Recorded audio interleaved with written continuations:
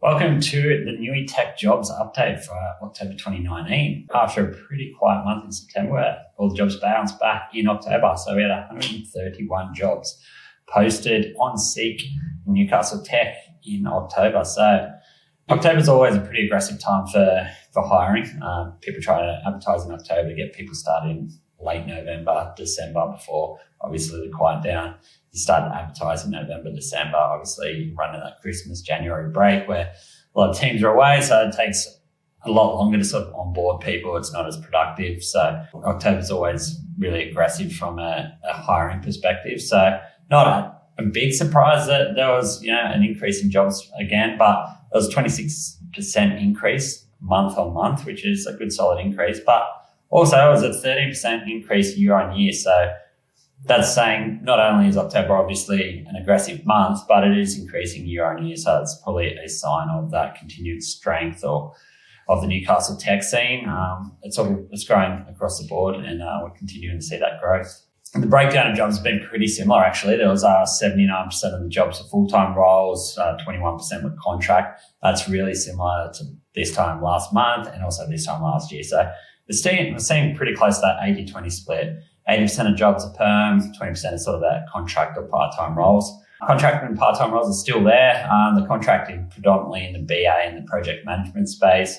Not surprising to anyone. A lot of those roles are, hey, come in, do a patch of work, and then you're done, whether they be fixed term contracts or just that ongoing. Permanent roles are still in demand. I think companies realise how hard it is to hire tech people at the moment in Newcastle. So they get somebody good, they want to keep them around just because of how difficult it is to get them on board. Pretty similar to last month, pretty similar to the year before. No big changes in that. I can't really see that changing significantly.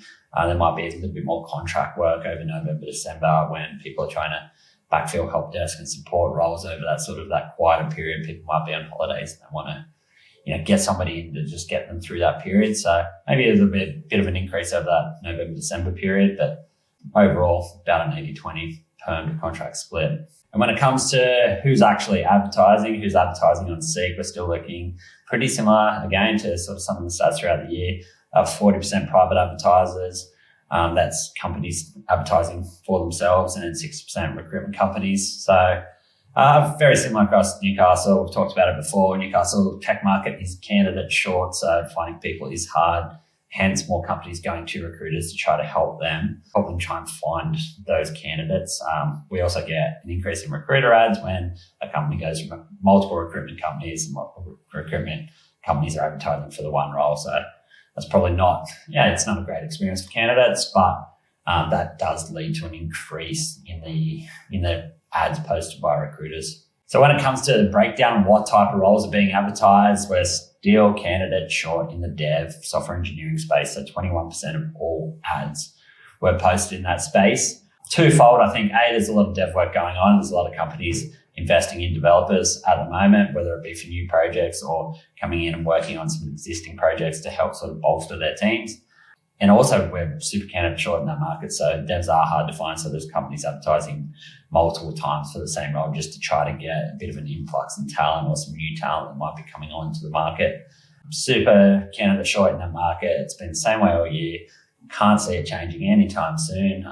Uni's doing a really good job of turning out some graduates coming through.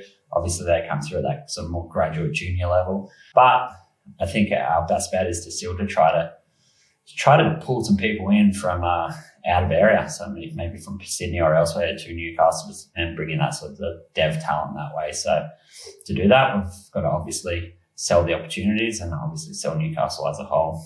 The other two sort of most jobs in demand are in the support space. 80% of all jobs are in that sort of tech support roles. That will probably increase over that, I think, November, December, January period, just when we're looking at people trying to come in and bolster teams through a break when maybe people are away. And the third most popular roles being advertiser in the sort of BA and systems analyst type roles. So 14% of all roles being advertised in the last month were in that space. So once again, quite project focused, but a lot of those are sort of some longer term contracts. So that's obviously really appealing to people. Obviously, if we can get some, 12-month fixed term contract, get them through, obviously the Christmas period and a good sort of solid project to be a part of.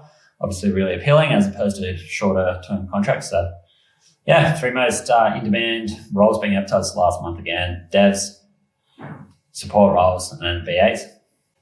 So that's a wrap for October 2019. So on a whole, Newcastle tech scene, really strong, big bounce back month on month, from a quiet month in September to a really sort of aggressive month in October.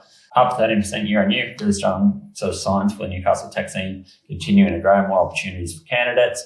And once again, companies struggling to sort of find those people.